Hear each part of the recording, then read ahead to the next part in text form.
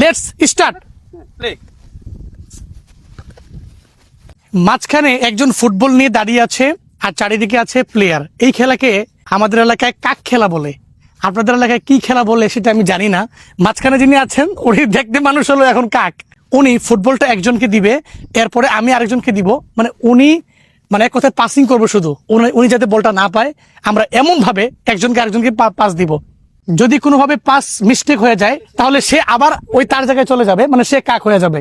তাহলে শুরু করা যাক, লেটস স্টার্ট।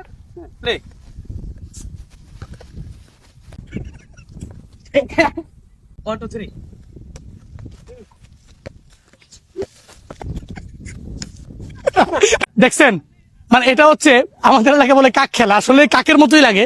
মাঝখানে যিনি আছেন উনি কাকের মতোই করেন। হ্যাঁ, ওকে।